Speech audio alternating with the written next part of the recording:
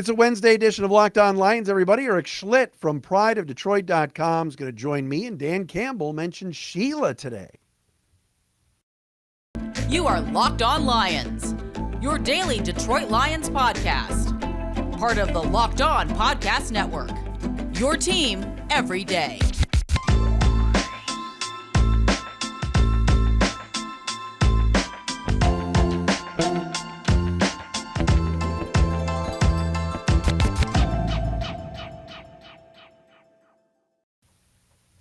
Thanks for making us your first listen on this Wednesday edition of Locked On Lions, Wednesday, October 19th and a Thursday, October 20th.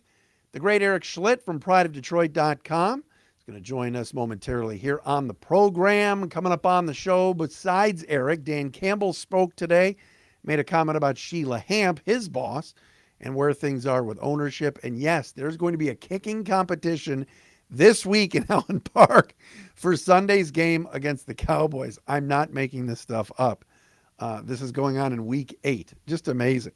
Locked On Lions today, proudly brought to you by LinkedIn Jobs. They help you find the candidates you want to talk to faster. Post your job for free at linkedin.com/LockedOnNFL. You can follow me on Twitter at Dery Speaks, Dery Speaks, at Locked On Lions on Twitter, the Matt Dery Facebook fan page. And what up to everybody on the YouTube channel, Locked On Lions YouTube channel. Thanks for your comments and everything else. And chime in today. Again, Matt Dery with you on Locked On Lions. Erik Schlitt coming up momentarily. All right, 2 quick notes before we talk to Big E. Number one, Dan Campbell today at his Wednesday press conference did reference, or he was asked about, where things are with ownership and what Sheila Hamp is thinking at the moment. And he said, look, she's frustrated. All right. But one thing that Dan Campbell said today, which was interesting, was she's all in. He said she's still all in. And that, yes, it's 1-4 is frustrating and everything else. But she's all in on what Brad and I, as Dan Campbell said, are trying to do here. So take that with a grain of salt. Take that however you want. Some people will take it and run with it. My opinion, Dan Campbell, let's say this team goes 1-16. Dan Campbell, I think, and I don't think that's going to happen, but Dan Campbell, it's not going anywhere. Sheila Hamp is very similar to Martha Firestone Ford, who was very similar to William Clay Ford. They are ultra patient. All right.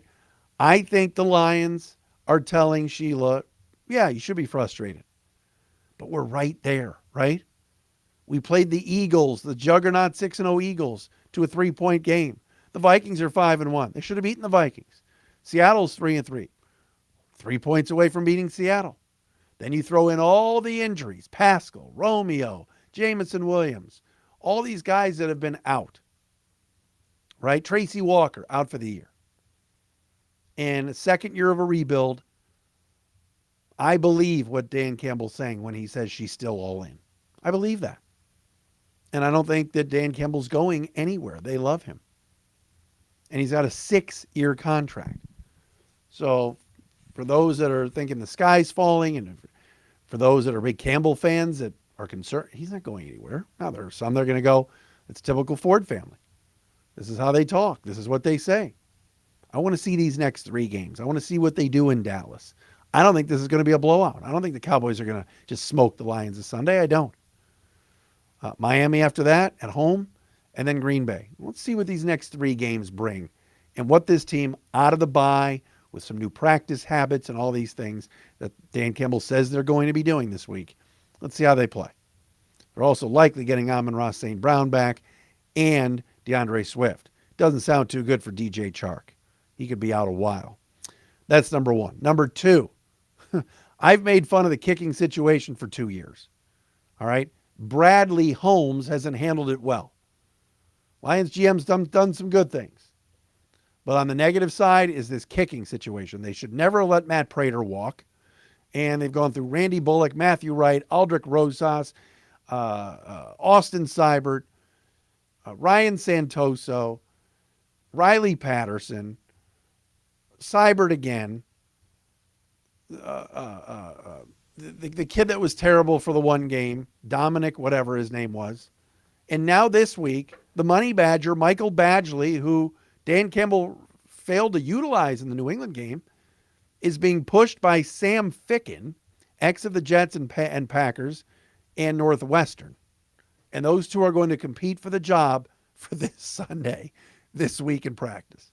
You heard me. A kicking competition in week 7 or week 8 to determine who the next kicker could. Michael Badgley could lose the kicking job, and he never kicked. The money badger, or Sam Ficken, for this week in Dallas. It's like a soap opera. So keep that in mind. Keep an eye on that for this week. Marcus Mosher is going to join us tomorrow for the Locked On crossover. Erik Schlitt coming up next. These days, every new potential hire can feel like a high-stakes wager for your small business. You want to be 100% certain that you have access to the best qualified candidates available. That's why you got to check out LinkedIn Jobs. LinkedIn Jobs helps find the right people for your team faster and for free. All right? I've posted jobs on LinkedIn. It's good. You get candidates right away. All right? Add your job in the purple hiring frame to your LinkedIn profile to spread the word that you are hiring. That's why small businesses rate LinkedIn Jobs number 1 in delivering quality hires versus leading competitors. Folks, LinkedIn Jobs helps you find the qualified candidates you want to talk to faster. Post your job for free at linkedin.com/LockedOnNFL. That's linkedin.com/LockedOnNFL to post your job for free. Terms and conditions apply. It is our friends at LinkedIn. As you see on the screen, post your job for free at linkedin.com/LockedOnNFL. Conversations with the managing editor of Pride of Detroit, my favorite site when it comes to Lions info for sure. Erik Schlitt is with us. E, good to see you. And nice to talk to you again, Matt. What's going on, my friend? 1-4 start. I know you guys are churning out the content, but it's a big week this week. Let's see what they got, right? Yeah, certainly. The bye hopefully, afforded them some opportunity for perspective, and we'll see if they can put a healthy team on the field in Dallas and maybe make the proper adjustments to be competitive. When you look at what's standing out, and I want to get to what Dan Campbell said today about Sheila Hamp and all that, but how would you characterize these first 5 games? And did you expect the defense to be this bad? Did you expect the offense to be this good, I guess, statistically? Yeah, probably no on both, right? You knew the offense was going to be good, and you thought they'd threaten top 10 type status, but I don't think anyone expected them to produce at the level they were in the first 4 weeks at least. And then from a defensive perspective, they looked like they were headed towards maybe like a mid-20s type of team, maybe early 20s type of team. They weren't going to be even average. They looked, below average, but I don't think anyone expected them to be dead last. And so, yeah, a little bit of the extreme on both ends. All right, Erik. Dan Campbell said today, Sheila Hamp, Lions owner, of course, is frustrated, but she's still all in with this administration and certainly this setup with, as he said, Brad, still having faith in Brad and me, which is what he said, or Brad and I. Mm-hmm. Thoughts on that? And if this thing kind of spirals, I think you're probably with me, and I said this before you came on, I don't think Dan Campbell's going anywhere anytime soon. Yeah, I think the contract certainly speaks to the fact, Dan Campbell got a 6-year contract, Brad Holmes got a 5-year contract, right? And I think that speaks to the fact that ownership knew this wasn't going to be a quick turnaround. If they thought it was a team that was going to be competitive, you probably would have seen a contract that was shorter, that was a little bit shorter leash on that as well. That lengthy contract is a really strong indicator that she's probably comfortable with where they're at. Frustrated is, I think, an understatement probably as well. But yeah, I don't think he's his job is threatened at this point. They still need to add talent at a lot of different levels, and as long as they don't completely fall off the cliff, in the last 12 games here, I think everything should be, should continue forward into 2023. When you look at these next 3 games, obviously on the road at Dallas is not going to be easy this weekend. But I don't think this is a world-beating Cowboys team. Miami and Green Bay after that. How should fans feel? What should be the realistic expectations as they get some guys back, do you think? Yeah, I think Dallas should make people nervous just because Dallas's defense is really good. Um, they're getting Dak Prescott back. I think it's almost a certainty at this point, right? And so the offense should be able to take a step forward. It's hard to say though for certain because last time Dak came off an injury, he took him a while to reacclimate and get up to his normal standard self. So it's possible that the offense does struggle a little bit, but I think Dallas offers them a lot of challenges in several aspects of the game. And then Miami and Green Bay are kind of like helter skelter type teams where you don't really know what you're getting, right? Like Miami goes 3-0 and now then they go 0-3 after that. And you don't know what's going on with Tua with them. Green Bay looks, strong at the beginning of the season and they've struggled recently and they're having trouble getting out of their own way as well. And so I think Dallas is the biggest problem for them. And then the next two games, I think they're winnable. And I'm not sure you would have thought that after the first couple of weeks of the season. But things have kind of changed against Miami and Green Bay recently. It's interesting. We're talking to Erik Schlitt from prideofdetroit.com. Of course, SB Nation as well, managing editor there. He and Jeremy and the crew do a great job. Tell me, and I know you hear the talk. All right, so the Jets and Giants are making strides. Campbell was hired around the same time as Saleh and obviously Daboll the next year. Arthur Smith has the Falcons a lot better than anybody expected them to be, and that's even without Cordero Patterson, and they just traded Deion Jones. How do you view that? How do you judge that when you see these other younger coaches and coaches that got hired around the same time as Dan Campbell having success? Yeah, I think it's got to be frustrating for fans. It's probably frustrating for the team as well because they're, having that earlier success that as a Lion you would want, right? And a lot of it comes down to not making mistakes, and the Lions have been making mistakes. So if you're looking for a positive, you can say, hey, if you can correct some of those mistakes that you made that cost you opportunities at the end of like the Minnesota game, and then you could be in a similar type of vein where you're in competitive, close games, and if you can find a way to take those next steps, then you can put some wins on the board too. So I think if you're trying to stay optimistic, you're trying to say, hey, look, these guys did it, by being mistake free and in critical situations. And if we can do that same thing, we can have that same type of success.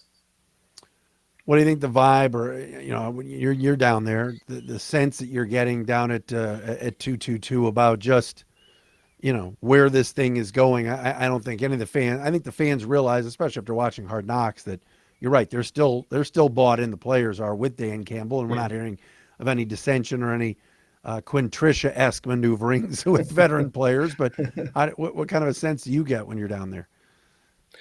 Yeah, I think there's still a lot of confidence that the staff is, doing things the way that they're supposed to, that they're going to put the players in good positions to be successful. But I think there's mistakes all around. And I think that's really clear that everyone needs to be better across the board, right? There hasn't been a player out there that hasn't made some sort of bad mistake that's really impacted the game, and that's an unfortunate truth right now. So I think there's a lot of self-reflective behavior down there. I think there's a lot of confidence in each other, and some of the mistakes you saw in New England, some of the mistakes you saw against Seattle, where maybe players weren't trusting each other as much. I think they recognize that that's got to change as well, right? And the coaches have said it. They're pretty clear about what their messaging is, and but results are really what's going to drive this team, right? And you've got to make less mistakes. As a line, you're going to need to perform better, and if you can do those things, wins are achievable in the NFL. But they haven't been able to do that so far. No, I don't think there's any question about that. Spot on. We're going to continue with Erik Schlitt coming up next. I got a defensive question I want to get to coming up, and we'll talk a little bit more about Dallas. But first, betonline.net, your number one source for betting football, and the start of the new basketball season is here. Pistons are playing here tonight. Find all the latest player developments, team matchups, news, podcasts, and in-depth analysis on every game. And as always, BetOnline remains your continued source for all your sports wagering info live betting and up-to-the-minute scores for every sport out there. MLB playoffs still going on. NBA, like I said, NHL in full swing now with the Wings. And, of course, you can get it all at betonline.net. Head to the website today or use your mobile device to learn more. BetOnline, where the game starts. Erik Schlitt with us from prideofdetroit.com. Lions and Cowboys coming up on Sunday in Dallas. A CBS game. How about Jim Nantz and Tony Romo on the call for this one, Erik? Maybe they're going to be the good luck charm. Who knows? I think that's fun, right? It's I love it. Not a crew that you get to see covering the Lions. So as a fan, I think you've got to be excited to see a different set of announcers. If anything, that's a nice break from the continued norm of lower level Of Fox Chris guys. Myers. Don't get Jeff Risdon, our buddy, started on Chris Myers. All right. So I was at this event tonight and someone says, I listened to the show. I said, oh, thanks. And they said, who's the best? Who do you think the best player is on defense on the Lions? And it took me a second. Yeah. What's your answer? What? I'll tell you what I said, but if the best defensive player on the Lions right now is whom? I mean, it's unfair to say, but it might be Aiden Hutchinson. And Really? that's because it's not just of what he does on the field. And I know his stat sheet is a little bit empty, but it's how he impacts the other people around him. He's drawing double teams quite a bit. And I think there's just so much that offenses have to account for him. He might be like just the most, maybe I could say he's the most talented player, right, that they have on their defense.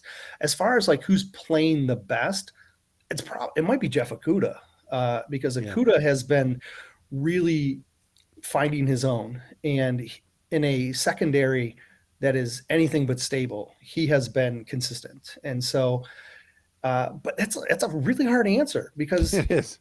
I mean they've had ups and downs. I mean, Malcolm Rodriguez has looked great, but he struggled. He struggled against New England, right? And so I mean, a lot of the young guys have shown potential, but you also want more. Like I'm a big Aleem McNeil fan. I think Aleem it can be a difference maker, but he doesn't have much help on either side of him right now, and that's causing him to be limited in what he can do. And I think as you add more players and as you add more impactful players, it can allow some of these talents that are getting double teamed to have better opportunities. But I don't know. It's a hard answer, and I think you could pick a different guy. But Malcolm and Aiden and Jeff, I think, are probably playing the best on defense right now.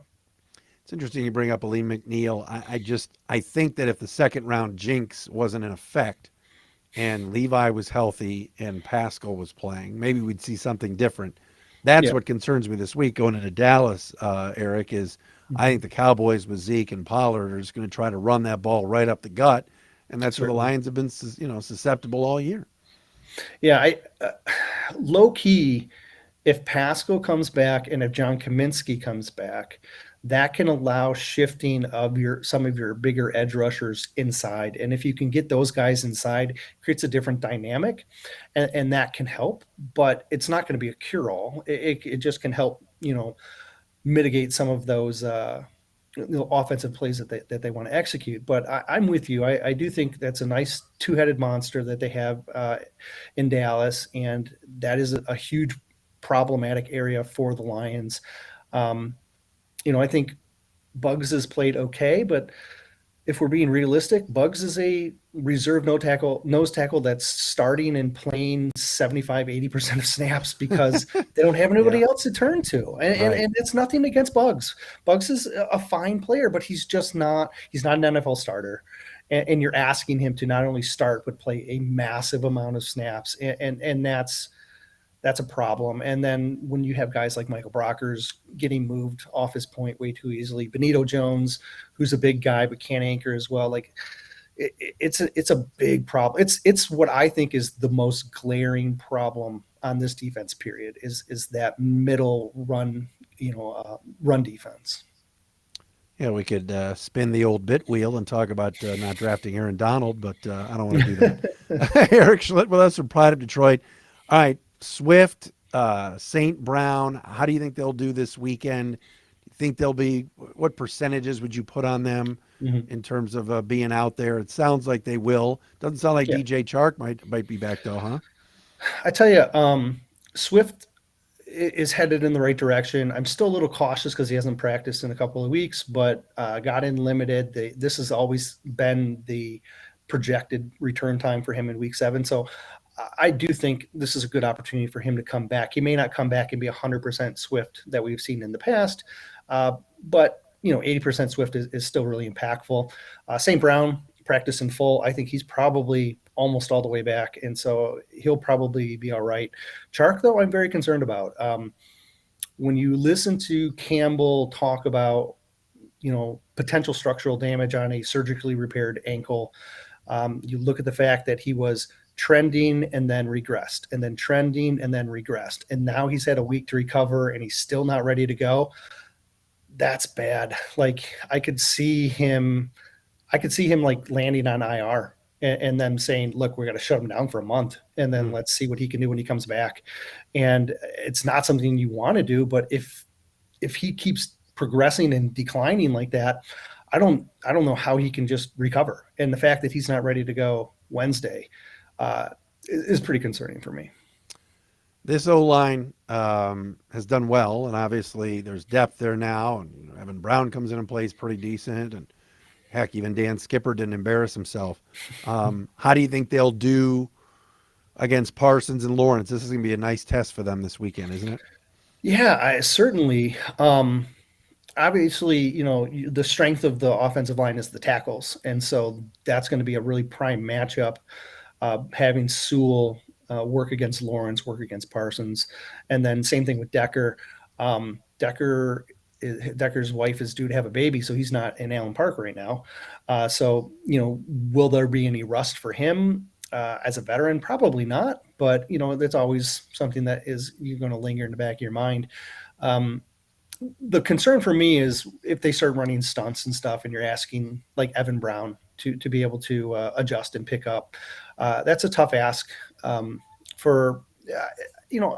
think he's back. He's healthy. I think he's going to help Decker a lot. If Decker's rusty, but Evan Brown really, I think, needs to step his game up a little bit in order to work against these guys. Because look, they have, I think if I'm not mistaken, they lead the league in sacks, and they're awfully productive. It's one of the strengths of their defense. So it's going to be a big test for the Lions' offensive line. And if it's a close game, I'll be very interested in seeing how the kicking game is handled, right? I mean, yeah. If he gives the money Badger a chance to kick the football. What's going to happen? I mean, they're competing this week, and one of them will win the job, probably. And I don't know if that necessarily means they're going to get promoted. It's very likely they just elevate, right? Because they have that option to elevate a practice squad player or two, right? Normally. And currently they have an open spot on the roster. That seems like it's going to Jerry Jacobs. Maybe they'll have to create another one if Pascal's ready as well.